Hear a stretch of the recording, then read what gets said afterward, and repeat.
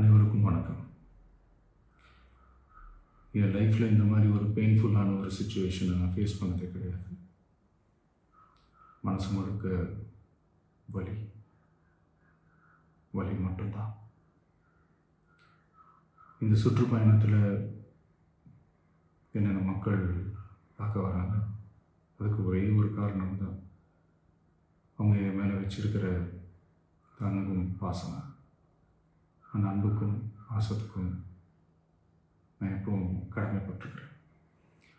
அதனால தான் இந்த சுற்றுப்பயணத்தில் மற்ற எல்லா விஷயங்களையும் தாண்டி மக்களுடைய சேஃப்டி, அதில் எந்த காம்ப்ரமைஸும் பண்ணிடக்கூடாதுன்றதுக்காக தான் அது என் மனசில் ரொம்ப ஆழமாக இருக்கும் அந்த எண்ணம். அதனால தான் இந்த அரசியல் காரணங்கள் எல்லாத்தையும் தவிர்த்துட்டு ஒதுக்கி வச்சுட்டு மக்களோட சேஃப்டி மட்டும் மைண்டில் வச்சுக்கிட்டு அதுக்கான இடங்களை சூஸ் பண்ணுறது, அதுக்கான இடங்களை பார்த்து பெர்மிஷன் கேட்குறது, போலீஸ் டிபார்ட்மெண்ட்டில் அதை ரிக்வெஸ்ட் பண்ணி கேட்போம். ஆனால்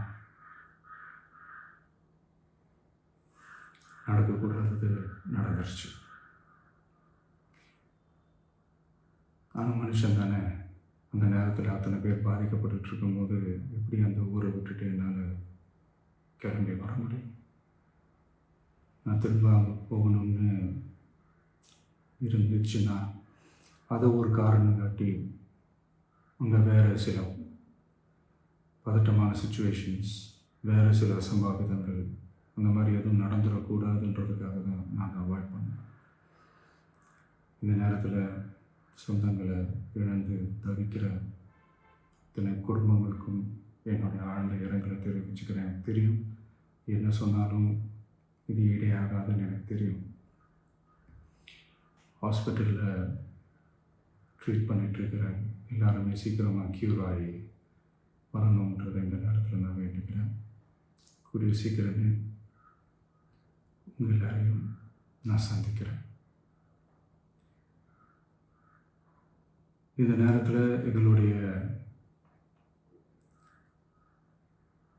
வலிகளை, எங்களுடைய நிலைமையை புரிஞ்சுக்கிட்டு எங்களுக்காக பேசின அரசியல் கட்சிகளை சார்ந்த நண்பர்கள், தலைவர்கள் அனைவருக்கும் என்னுடைய நன்றியை தெரிவிச்சுக்கிறேன். கிட்டத்தட்ட ஒரு 5 மாவட்டத்துக்கு பிரச்சாரத்துக்கு போனோம். இந்த மாதிரி எதுவுமே நடக்கல. ஆனால் கரூரில் மட்டும் ஏன் எப்படி நடக்குது, எப்படி நடக்குது?